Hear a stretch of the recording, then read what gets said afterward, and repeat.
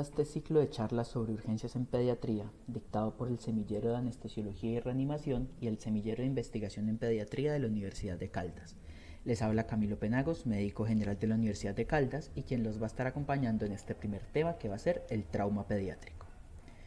El trauma pediátrico es un tema muy extenso, con bastantes aristas y con varios puntos discutibles, por lo que para no extendernos más de lo necesario les propongo seguir este orden aquí presente, que va a ser la introducción y las definiciones pertinentes, hablar un poco de la epidemiología.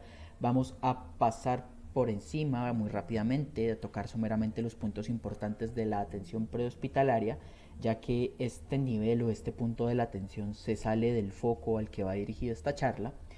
Y ya posteriormente vamos a entrar en la atención hospitalaria, y si nos vamos a demorar un poco más y vamos a ver punto por punto todas las cosas pertinentes que debemos tener en cuenta como personal de salud al momento de abordar un trauma pediátrico.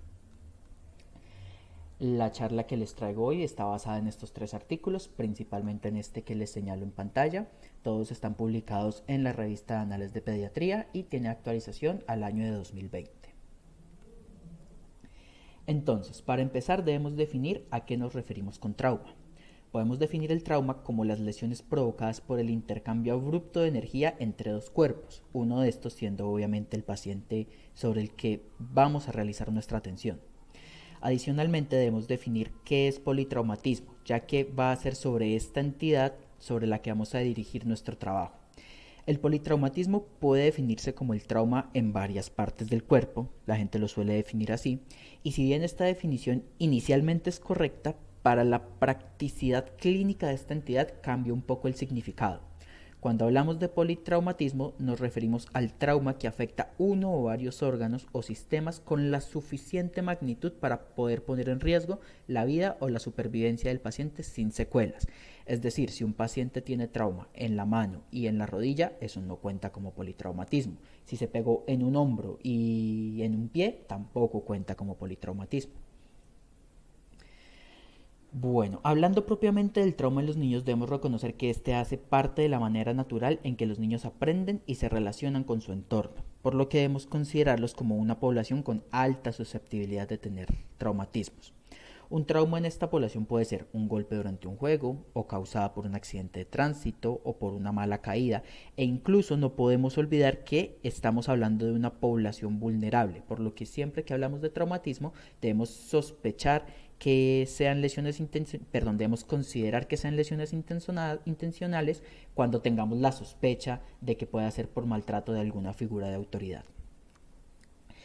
Cabe decir también que el trauma usualmente no se suele ver como los demás procesos patológicos que solemos abordar en la práctica clínica diaria, por las características como diferentes que tiene esta entidad respecto a las demás patologías.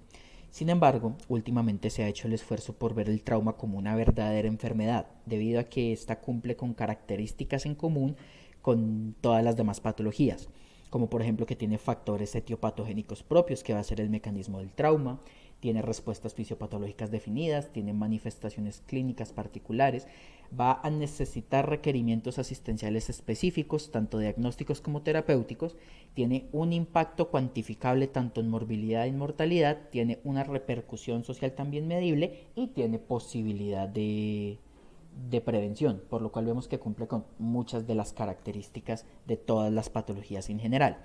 E incluso hay algunos doctores o algunos centros de investigación que están apoyando la idea de tratar al trauma como una verdadera pandemia y un problema de salud pública debido a la alta incidencia y prevalencia que se presenta en nuestro medio.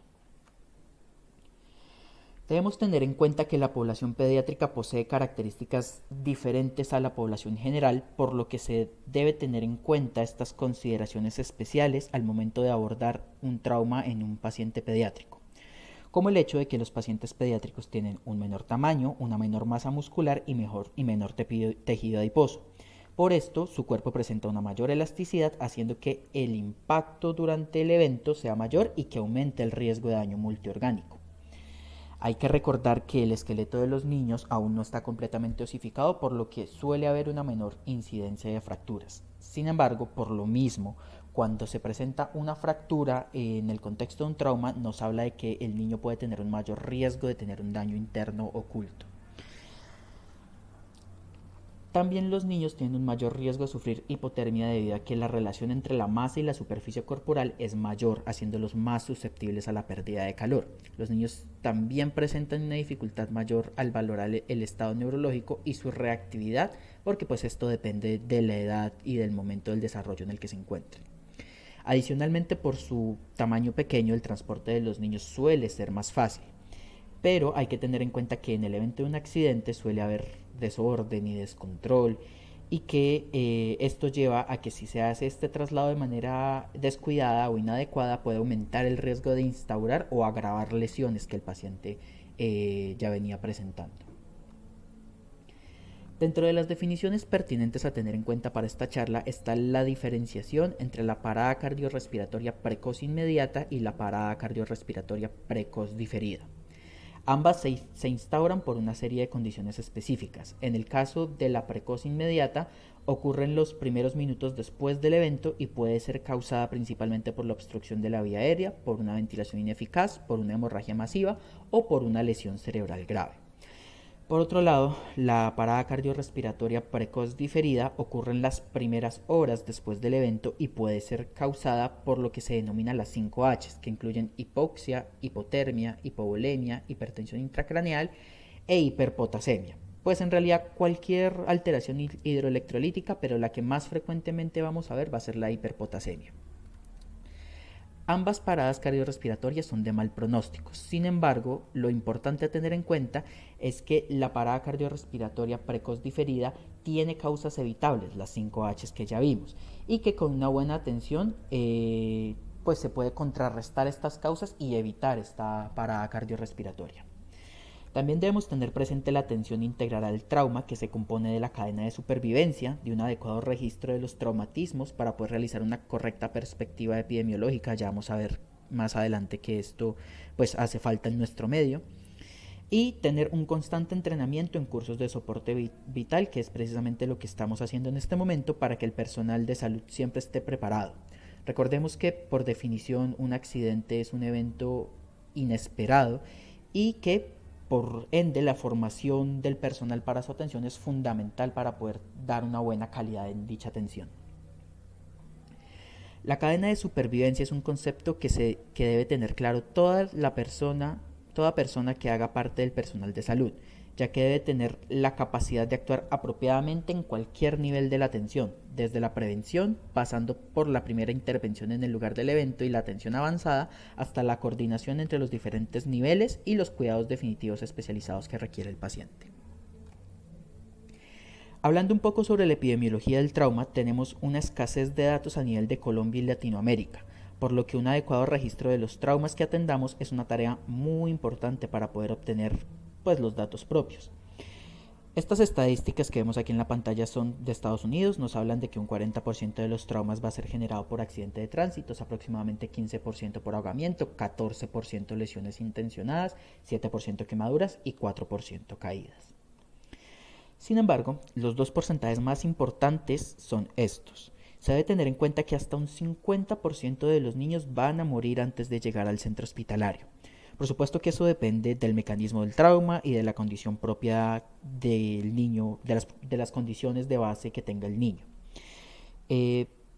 Pero también se debe tener en cuenta que de esas muertes, un 25 a 35% pueden ser evitables y esto es dependiente de la calidad de la atención recibida por el niño después del evento, por lo que debe ser nuestra misión dar esa calidad de atención para poder aprovechar ese 25-35%. Bueno, recordemos que aquí vamos a pasar rápidamente por los puntos importantes de la atención prehospitalaria.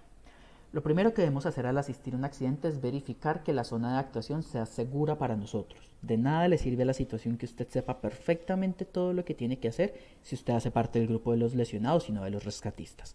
Lo principal aquí es nuestra propia seguridad. Y también tener presente que si se llega a tener acceso a los elementos de protección personal, se recomienda usarlos. Sabemos que un accidente puede ocurrir en cualquier momento, en cualquier situación, en cualquier medio. Entonces no siempre se va a tener acceso a estos elementos, pero si se tiene, la recomendación es usarlos.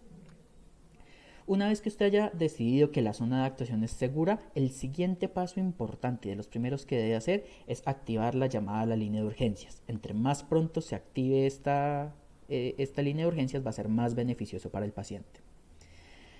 Cuando ya tenga todos estos pasos realizados, ahora sí puede disponerse a intervenir. Al momento de iniciar una atención hay que tener en cuenta las prioridades de lo que vamos a hacer.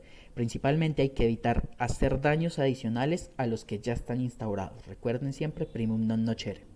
Recordar que en orden de importancia se preserva primero la vida, luego la función y luego la estética de cualquier porción corporal que esté afectada. Y recordar que la población a la que estamos atendiendo o a la que va dirigida específicamente esta charla, pues son niños que se encuentran en medio de un evento traumático, de pánico, de desorden, por lo que cabe resaltar la importancia de lo que consideran o de lo que suelen llamar la sedación afectiva. Hay que hablar con el niño, hay que tranquilizarlo, no dejarlo solo, hacer que piense y sienta que estamos ahí para intentar ayudar. Una vez que ya nos hemos dispuesto, que hemos iniciado nuestra atención, lo primero que debemos es acercarnos al paciente y presentarnos en voz alta, llamar al paciente para que éste no vaya a actuar de forma inesperada cuando nos acerquemos.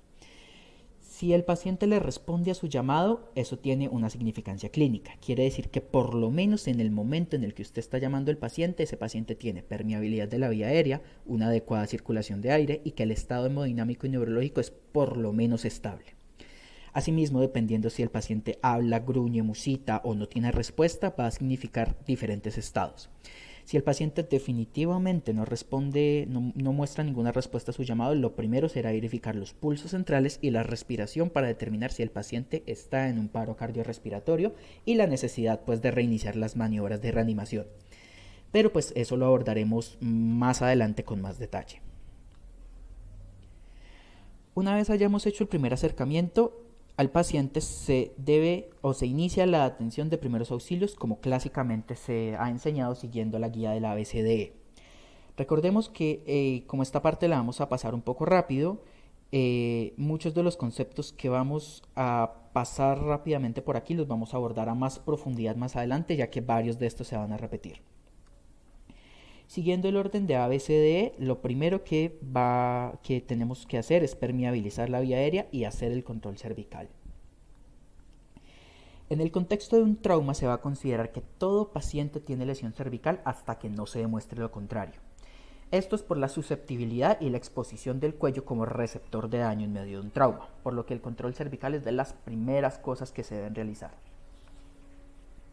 Existen diferentes técnicas descritas, pero la que más comúnmente se usa es después de haber posicionado al paciente adecuadamente para la atención, es decir, haberlo movilizado en bloque para que quede boca arriba. Desde la cabecera del paciente vamos a sujetar con ambos pulgares a cada lado de la mandíbula, intentando protruirla para abrir la vía aérea, y con los dedos sobrantes vamos a sujetar firmemente el occipucio para evitar los movimientos inesperados.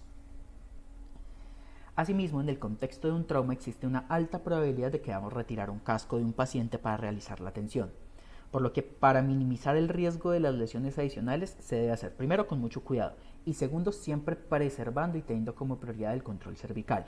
Se debe levantar el visor para poder verificar el estado del paciente y retirar haciendo el menor movimiento cervical posible.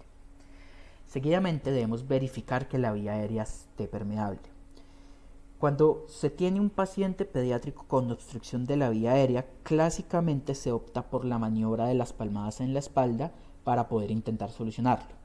Sin embargo, en el contexto de un trauma, pues cambian las cosas. Esto no es recomendable porque toca movilizar mucho al niño para poder realizar dichas maniobras, entonces pues esto está contraindicado.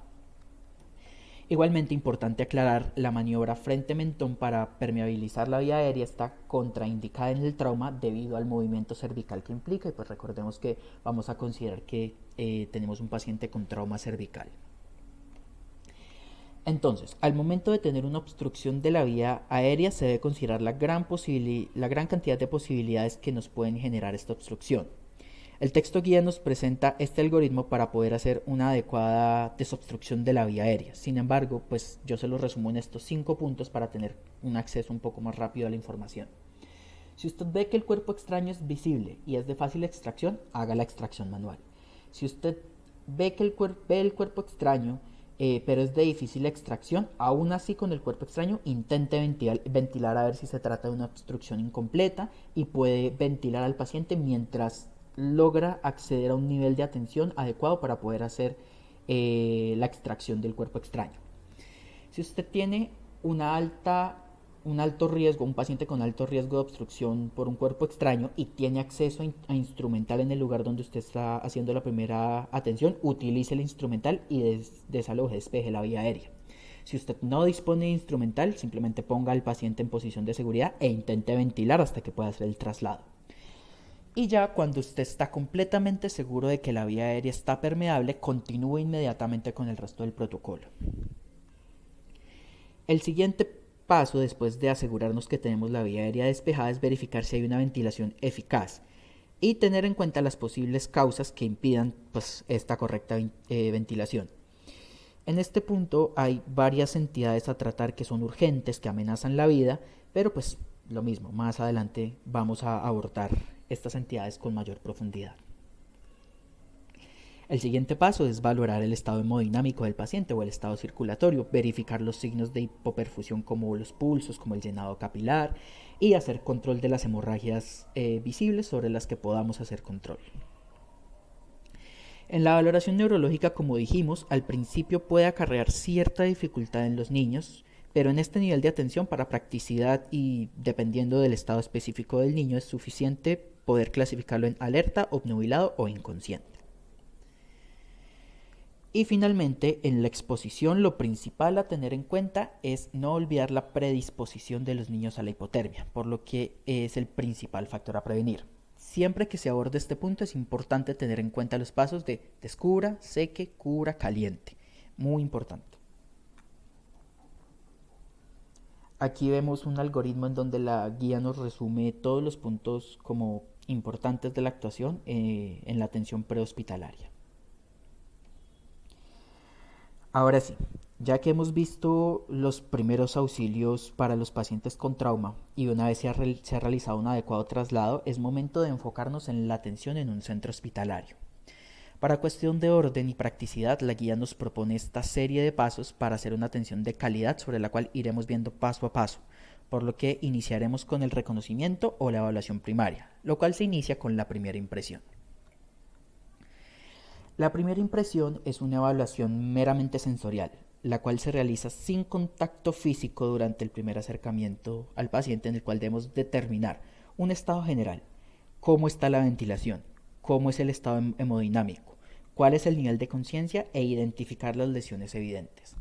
Esta primera impresión debe hacerse en un tiempo no superior a 30 segundos y su importancia radica en que nos va a ayudar primero a determinar los puntos de partida sobre nuestras actuaciones y ajustar la velocidad de la intervención dependiendo de la condición del paciente. Entonces ya tenemos la primera impresión. Una vez ya tenemos esta primera impresión, se continúa con el control cervical, el cual idealmente para este momento ya debería estar instaurado antes de que nos llegue el paciente. Pero si en el momento de hacer esta evaluación primaria no se ha realizado este control cervical, es de las primeras acciones que se deben hacer. Recordemos, todo paciente tiene lesión cervical hasta que no se demuestre lo contrario. Idealmente, ya en este punto de la atención tendremos acceso a collarines ortopédicos, por lo que se debe optar por su uso. Esto puede llegar a dificultar la atención del paciente, sobre todo en lo que corresponde a manejo de la vía aérea, pero pues su uso es un pilar fundamental de la atención al trauma. Una vez que ya tenemos estos dos primeros puntos verificados, es momento de realizar la primera atención, la cual se va a guiar por los pasos ABCD nuevamente. Y ustedes podrán preguntarse, ¿por qué nuevamente si se supone que este protocolo ya se tuvo que haber realizado antes? Bueno, principalmente por dos motivos. El primero es que en el contexto de un accidente la gran mayoría de las veces no se va a contar ni con el material o con la experticia necesaria para realizar una atención de calidad. Y el segundo es que el paciente traumatizado es un paciente en constante evolución y en constante riesgo de desestabilización. Un paciente que a usted le llega normal, despierto, hablando, colaborando, incluso riéndose, a la media hora puede tratarse de un paciente inestable, por lo que no se debe obviar ninguno de los pasos. Iniciando nuevamente por la A, debemos verificar la permeabilidad de la vía aérea. Dentro de las posibles causas que me pueden generar una obstrucción está la regurgitación de contenido gástrico, que me puede llevar a una broncoaspiración, una alteración de la anatomía normal de la vía aérea, o ya propiamente un cuerpo extraño que esté bloqueando la circulación de aire, el cual puede ser un chicle, una piedra, un diente, coágulos, fluidos, bueno, una gran cantidad de posibles causantes. Por lo general se tiende a pensar en este punto que solo se debe colocar el tubo y ya, pero no en todos los casos es tan fácil tomar esa decisión. Recordemos que nunca podremos prever qué lesiones van a estar presentes en el paciente ni qué tan difícil va a resultar el abordaje de esa vía aérea. En muchos de los casos contaremos con especialistas de manejo en la vía aérea como urgenciólogos, intensivistas o ya propiamente anestesiólogos que se encargarán de los casos más complejos. Sin embargo, en caso de no contar con dicho especialista en nuestro equipo de trabajo, debemos conocer las herramientas que tenemos a la mano para poder permeabilizar la vía aérea, por lo menos hasta que el paciente pueda ser trasladado a un mayor nivel de atención. Entre estas herramientas encontramos una gran variedad de pinzas quirúrgicas para realizar extracción de cuerpos sólidos, cánulas de drenaje de gran calibre como la de Jankauer para aspirar coágulos o secreciones, que es, permítanme un momento, que es esta que vemos acá, que es la que clásicamente usan los odontólogos. Recordar que contamos con tubos orotraqueales que vienen con un conducto o una luz adicional para hacer aspiración, por lo que podemos ir aspirando e intubando al mismo tiempo al paciente en una sola maniobra. Y también tener presentes los dispositivos supraglóticos como las máscaras laringias o las cánulas de Guedel, que dependiendo pues el tamaño, el peso del paciente vamos a utilizar la de tamaño correspondiente. Y debemos tener presente que así se trate de una vía aérea difícil, hay situaciones específicas en las que el paciente sí o sí va a requerir, a necesitar la intubación orotraqueal, tales como una parada cardiorrespiratoria, en una vía aérea no sostenible espontáneamente por el paciente, la obstrucción como ya lo vimos, un compromiso respiratorio persistente o circulatorio persistente, un Glasgow menor a 8, o bien una intubación profiláctica, pero pues esta digamos que es un punto bastante discutible. Para todo paciente que hayamos tomado la decisión de intubarlo, se le debe practicar una secuencia de intubación rápida. Únicamente se va a intubar sin medicamentos en el caso en el que el paciente presente una parada cardiorrespiratoria y yo deba iniciar las maniobras de reanimación. Ahí sí sin medicamentos, solo chútele el tubo. Para todos los demás debemos tener presentes los fármacos necesarios para la secuencia de intubación rápida. Si la situación lo permite, es recomendable hacer una premedicación para mejorar la eficacia de esta intervención.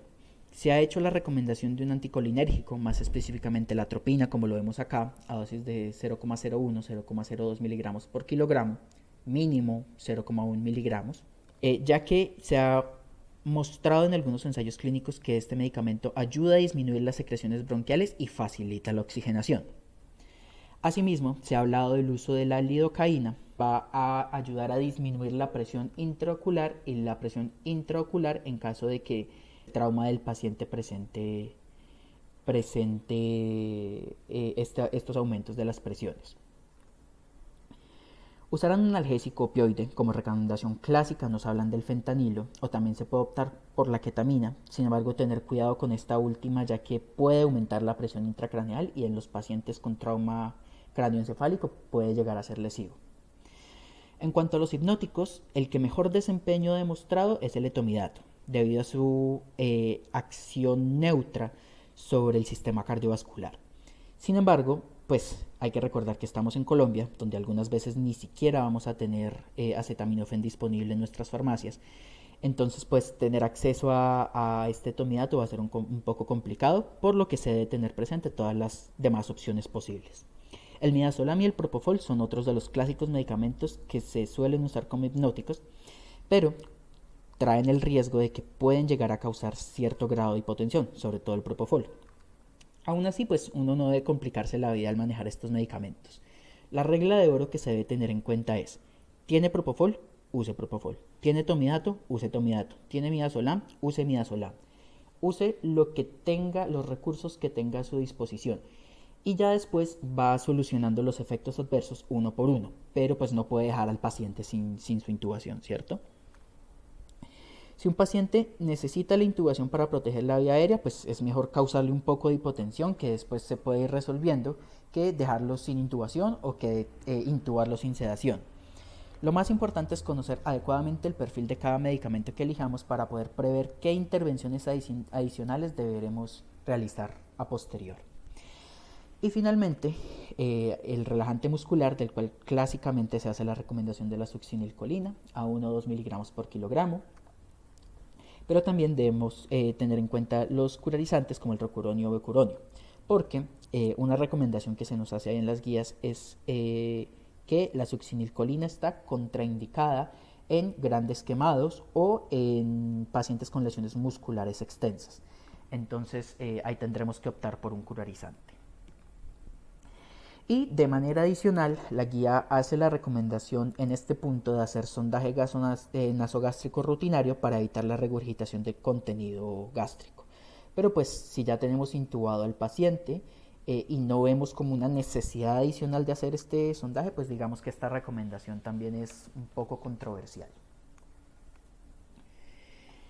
Una vez que tenemos asegurada la vía aérea, pasamos al segundo punto, que es la B, respiración, en el cual hay dos cosas importantes que debemos verificar.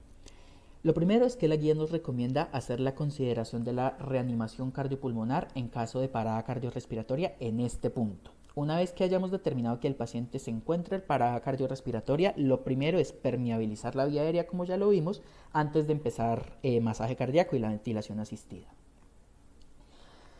La B, como les decía, pues se refiere a la ventilación del paciente, la cual puede ser adecuada o inadecuada. Dentro de las causas de dificultad ventilatoria hay 5 entidades en especial que representan un riesgo inminente para el paciente y que requieren una actuación inmediata, las cuales son el neumotórax a tensión, neumotórax abierto, el hemotórax masivo, la contusión pulmonar bilateral y el tórax inestable.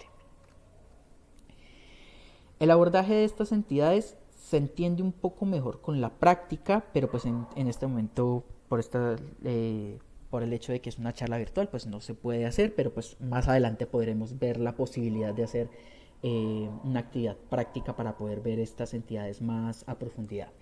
Pero básicamente, si nos encontramos con un neumotórax a tensión, que es cuando se rompe la capacidad pulmonar, por decirlo así, o la pared pulmonar más bien, y queda el aire libre dentro de la caja torácica sin una apertura para poder salir, pues esto genera una presión dentro de la caja torácica que hace que los pulmones no se puedan expandir y que el músculo cardíaco no pueda hacer sus contracciones adecuadas, por lo cual es potencialmente mortal. ¿Qué se debe hacer? Hacer una descompresión urgente. ¿Cómo lo hacemos? Con una toracostomía.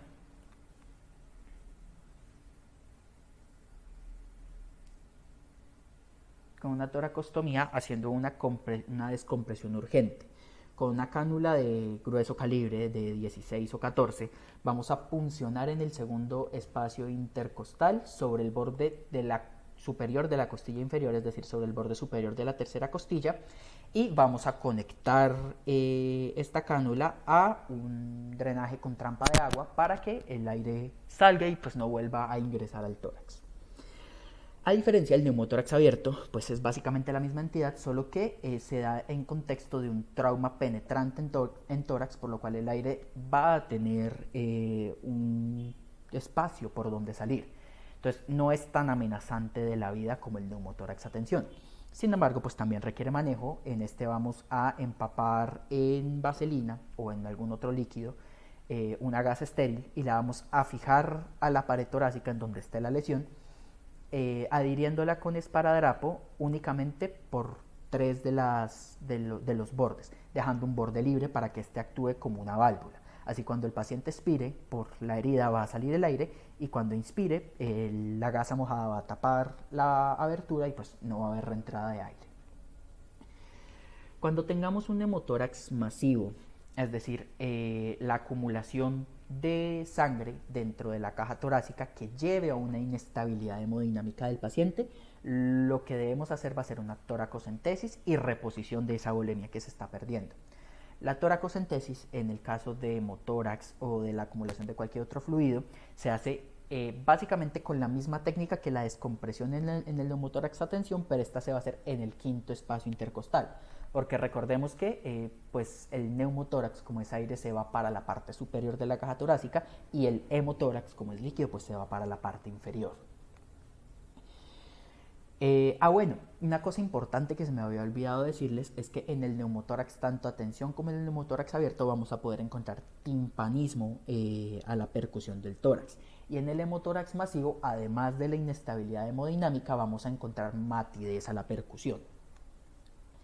En la contusión pulmonar bilateral, que va a ser como un edema generalizado de los pulmones por contusión, el cual va a impedir una correcta ventilación, también vamos a encontrar matidez a la percusión.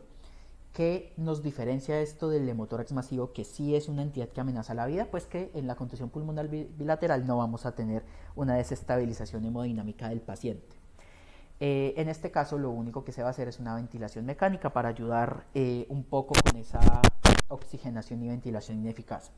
Y el tórax inestable es cuando se da la fractura de tres, creo, no me acuerdo si 2 o 3 o más arcos costales, lo cual va a, o cartílagos costales, lo cual va a generar que la caja torácica no tenga la estructura firme para que el diafragma se pueda mover, va a generar una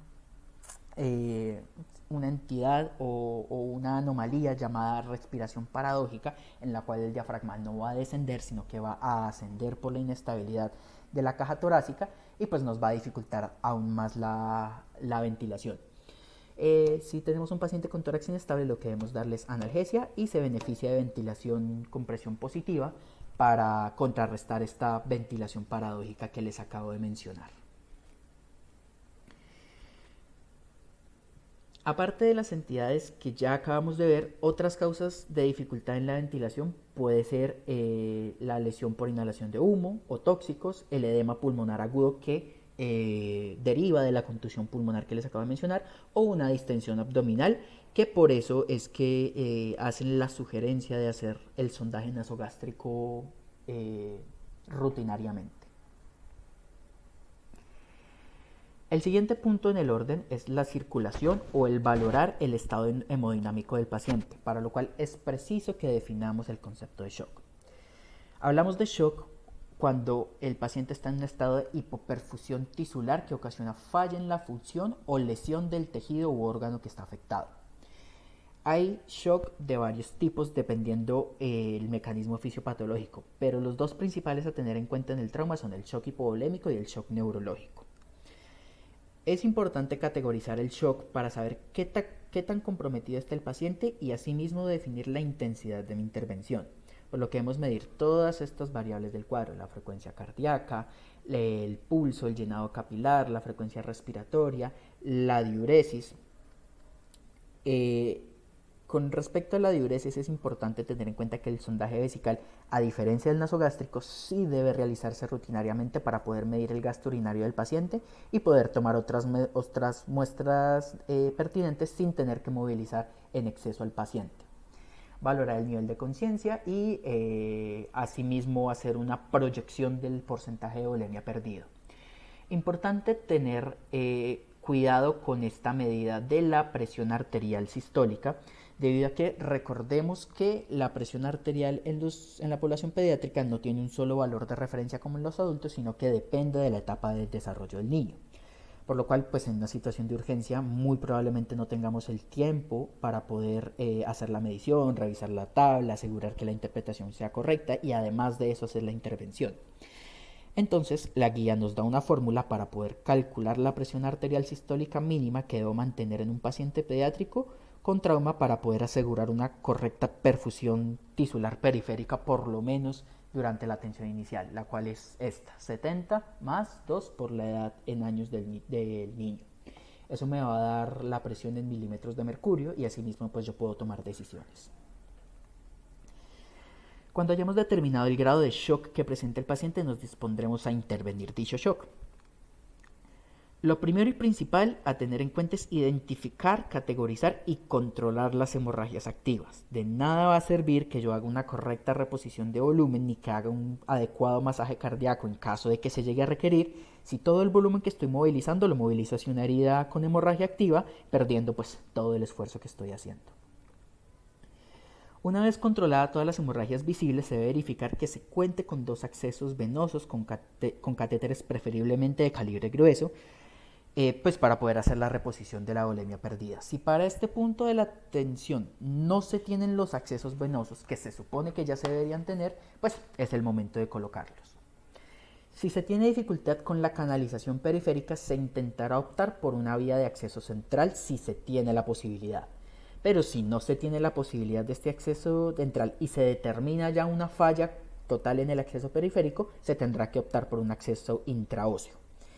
Este acceso intraóseo pues es como una de las últimas opciones a tener en cuenta, ya que pues hay que admitir que es un procedimiento un poco impresionante y pues doloroso para el paciente, pero pues sin embargo en caso de requerirlo no se puede dejar al paciente sin una vía para poder hacerle la reposición de volumen. Es mejor que le duele un poquito mientras hacemos la vía a que no podamos hacer la reposición de volumen.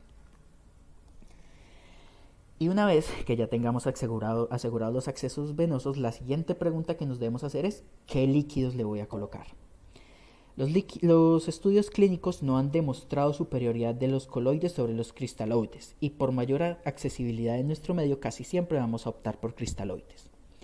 Ahora bien, ¿cuál cristaloide le voy a poner? En los pacientes traumatizados se debe optar por soluciones isotónicas.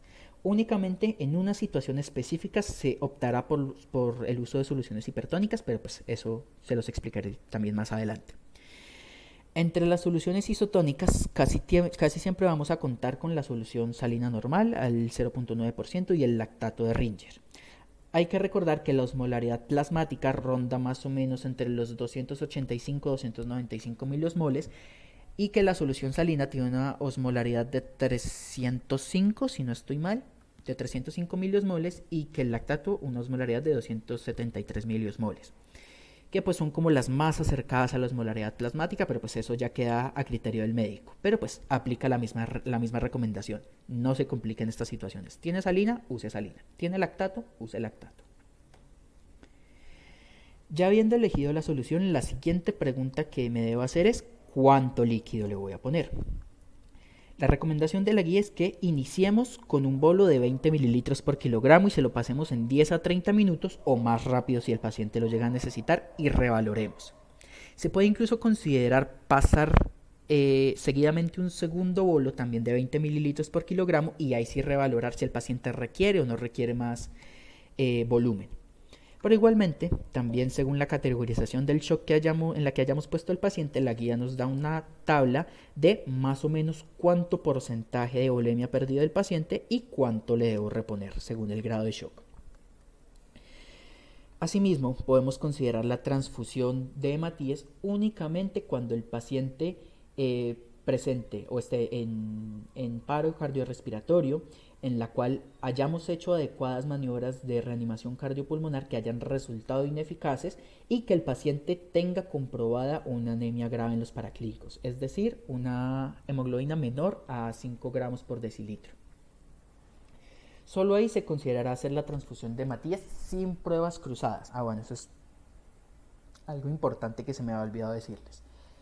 Más adelante vamos a ver los paraclínicos que ya en este punto de la atención debimos haberle tomado al paciente en el contexto de trauma siempre debemos hacer las pruebas cruzadas y separar unidades de glóbulos rojos o de plasma fresco según pensemos que llegue a necesitar el paciente.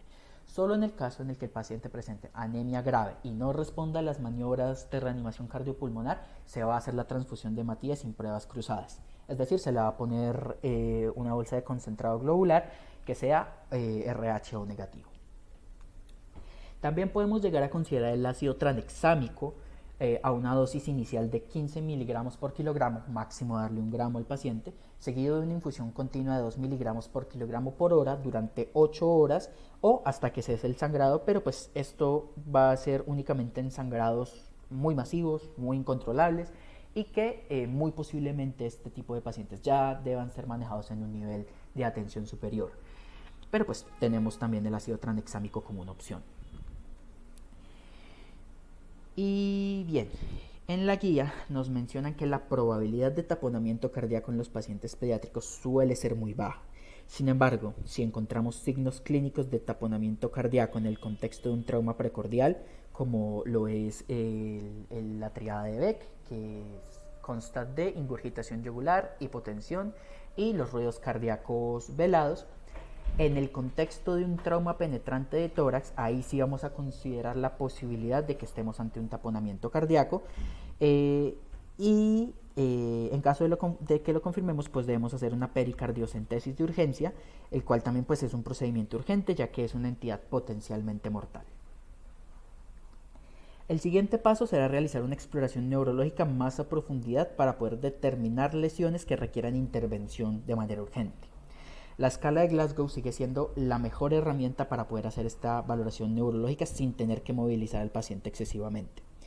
Pero como habíamos dicho al inicio, la población pediátrica representa una dificultad relativa en esta valoración por sus características intrínsecas, por lo que la guía nos presenta la escala de Glasgow modificada para poder usarse en esta población, sobre todo en niños menores de 3 años, que son los que más nos van a presentar esta dificultad.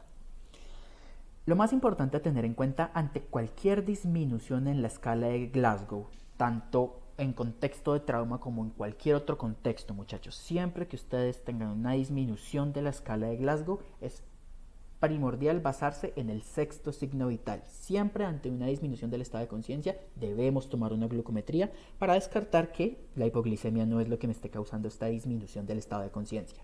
Es posible que el déficit neurológico que usted le encuentre al paciente pueda resolver por completo después de tomarse un jugo HIIT. Dentro de la valoración neurológica debemos tener en cuenta que cualquier paciente con Glasgow menor o igual a 8 es indicativo para una intubación orotraqueal, porque ese paciente no va a poder mantener la vía aérea por sí solo. Debemos estar pendientes también de los signos clínicos de herniación cerebral, como lo son anisocoria, una bradicardia sostenida con una hipertensión paradójica, una respiración irregular, y que encontremos algunas de las clásicas posturas anormales de herniación cerebral, como lo son la de descerebración, si el paciente queda con los brazos hacia arriba, o la de decorticación, perdón, al revés, decorticación si el paciente queda con los brazos hacia arriba y descerebración si el paciente queda con los brazos hacia abajo.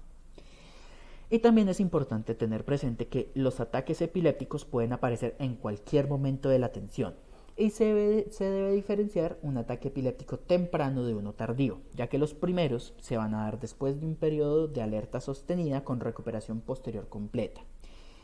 Este tipo de ataques epilépticos son de buen pronóstico y digamos que no requieren mayor intervención, por lo que la recomendación central de la guía es no precipitar una intubación orotraqueal por un ataque epiléptico temprano. Si los ataques epilépticos se salen de esta descripción o si el paciente ya tiene un historial previo de trastorno epiléptico, ya pues requerirá otras intervenciones adicionales específicas. En cuanto a la exposición, se mantiene la misma recomendación. Lo más importante es evitar la hipotermia en el paciente. Descubra, seque, cubra, caliente. Listo. En este punto ya habremos tenido la primera impresión, el control cervical del paciente y la primera evaluación que nos permitirá estar seguros de que el paciente no va a necesitar ninguna otra intervención urgente que pueda poner en riesgo inminente su vida, por lo que nos dedicaremos a realizar una evaluación secundaria. En la guía, como fue diseñada y escrita en España, utilizan el acrónimo Almería, que es una ciudad española, para hacer esta valoración secundaria. Pero en nuestra escuela utilizamos más el acrónimo SAMPLE, pues que tiene el mismo objetivo y se compone de signos y síntomas que nos refiere el paciente, alergias que presente, medicamentos que esté tomando, padecimientos o enfermedades de base, la última ingesta oral que haya tenido el paciente, sea líquido o sea sólido, y otros acontecimientos del evento que sean importantes para la atención. El usar este acrónimo de SAMPLE para iniciar la evaluación secundaria tiene como objetivo la detección de hallazgos nuevos o la revisión de hallazgos que ya previamente se hayan determinado, el registro e intervención de los hallazgos, la intervención sobre los hallazgos que hayamos hecho y la revisión del resultado que tuvo mi intervención sobre el problema, la activación de otros equipos asistenciales y estar recordando la revaloración periódica del paciente. Recuerden que estos pacientes van a ser pacientes en constante evolución. En esta evaluación secundaria debemos también hacer un examen físico completo. No nos vamos a detener punto por punto, ya que pues, todos acá sabemos hacer un examen físico, pero es importante recalcar la rigurosidad con la que se debe hacer este examen para no pasar por alto ninguna lesión y hacer especial énfasis en la región genital y anal para poder descartar sangrados internos que nos puedan estar hablando de lesiones ocultas. Entonces, ya cumplimos con la primera impresión, el control cervical, la valoración primaria y la valoración secundaria. Respecto a este orden que estamos siguiendo, el transporte y los cuidados definitivos son descripciones que se salen del objetivo de esta charla y que suelen ser específicos para cada paciente, por lo que el último paso de este orden que vamos a ver va a ser la categorización. Se realizó esta tabla que se llama el índice de traumatismo pediátrico, que va a ser una puntuación que yo le dé al paciente dependiendo de su estado y nos va a decir en términos generales qué tan afectado se encuentra el paciente y cuál es su riesgo aproximado de mortalidad. Un paciente que tenga un índice de trauma pediátrico menor a 8 nos habla de un trauma grave y de una alta probabilidad de muerte, necesitando ese paciente ser trasladado a un nivel avanzado lo antes posible para mejorar sus posibilidades de supervivencia. Asimismo, la tabla de ITP nos sirve para poder priorizar la atención o el traslado en caso de múltiples víctimas en el mismo accidente. Nunca va a ser lo mismo un paciente pediátrico que se encuentra lesionado, que está llorando, que está gritando desesperado, pero que tiene un ITP de 18, a un paciente adulto que se encuentra sentado y calmado, pero pues tiene un objeto punzante enterrado en el ojo, ¿no? Durante la atención del trauma pueden presentarse varias situaciones de urgencia, de las cuales ya hemos visto algunas, y otras que nos faltan por aclarar son, primero, la reanimación cardiopulmonar en el contexto del trauma. Los algoritmos de RCP se deben acomodar a los algoritmos de atención al trauma, teniendo presente que en el contexto del trauma las maniobras de RCP tienen o necesitan de unas consideraciones especiales, las cuales son pues la necesidad del control del escenario antes de iniciar las maniobras. Se dice que no se debe perder ni un minuto de tiempo antes de iniciar las maniobras, pues en el caso del trauma no es perder el tiempo, es que debemos verificar que donde vayamos a hacer la atención vamos a estar seguros.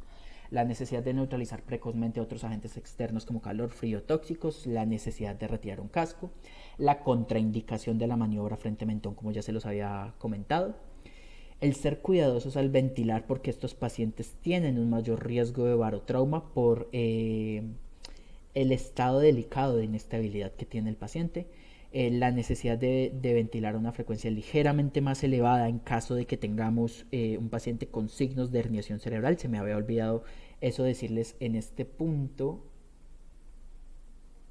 de los signos de herniación cerebral. En caso de que los encontremos, va a ser fundamental, además de usar las soluciones hipertónicas, que este es el único caso en el que se usarán o se considerará el uso de soluciones hipertónicas, también se debe hacer una hiperventilación para mejorar el pronóstico del paciente.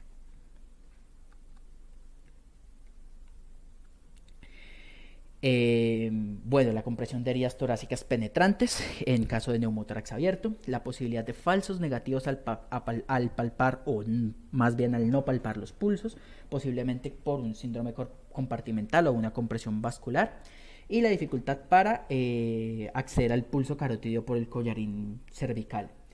Tener más cuidado al realizar las compresiones, ya que se puede agravar una lesión tanto intratorácica como intraabdominal o aumentar la presión intracraneal. Y pues la necesidad de adaptar la secuencia básica de desobstrucción de la vía aérea, como ya lo vimos. Recordemos también que las maniobras de RCP en la población pediátrica las haremos tienen especificidades, que es hacerla con 2 dedos, con una mano o con 2 manos dependiendo del tamaño del paciente, y que se van a hacer con un intervalo de frecuencia de 15 compresiones, 2 ventilaciones.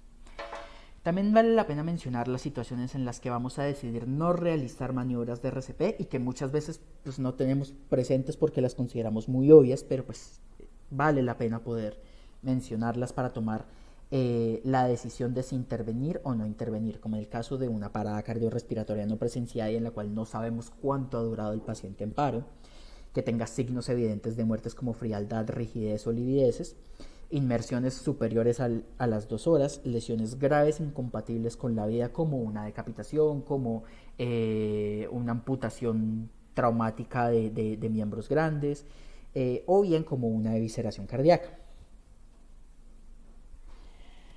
También hay que tener en cuenta que hay situaciones que requieren intervención quirúrgica de urgencia, como el neumotórax o hemotórax incontrolable, un hemopericardio incontrolable, una lesión de grandes vasos, hematoma intracraneal sintomático, hemoperitoneo incontrolable, perforación gastrointestinal, lesión de pedículo renal, vascular renal, síndrome compartimental o una quemadura, dice circunferencial, pero en general quemaduras grandes, extensas. En cuanto a imágenes diagnósticas para estos pacientes, tenemos principalmente 3 que nos van a servir. La primera es la radiografía. Prácticamente a cualquier paciente politraumatizado, ustedes van a ver que se les va a mandar lo que usualmente se conoce como el paquete del trauma, que incluye una RX lateral cervical, una AP de tórax y una AP de pelvis.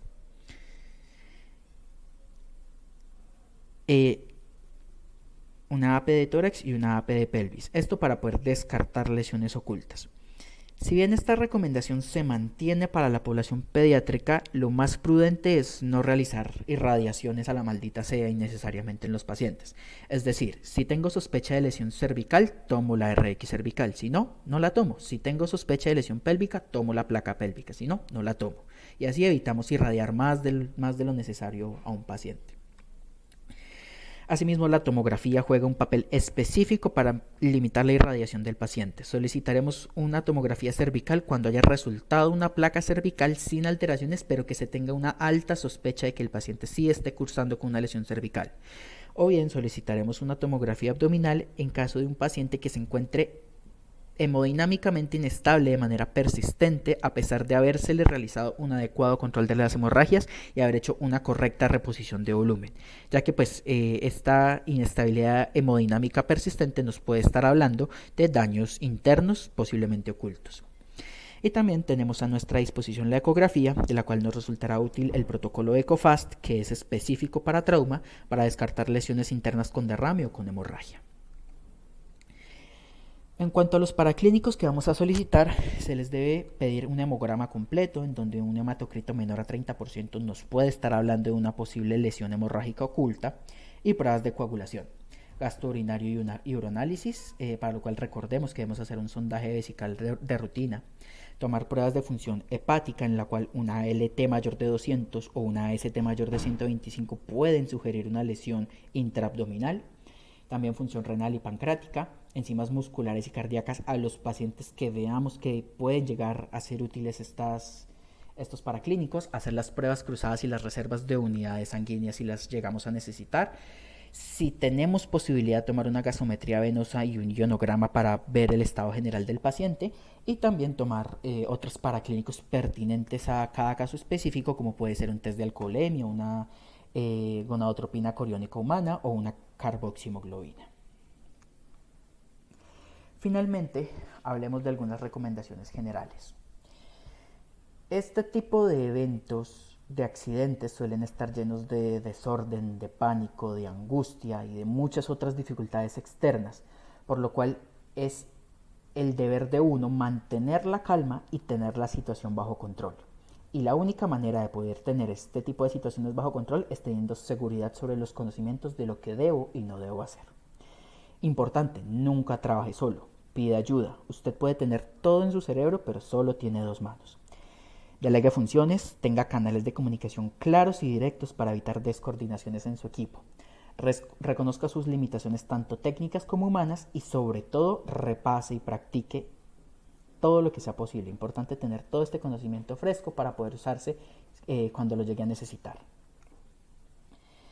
Aquí uno de los textos nos deja resumido en un algoritmo todo lo que acabo de explicarles para tener un acceso más rápido y organizado a la información.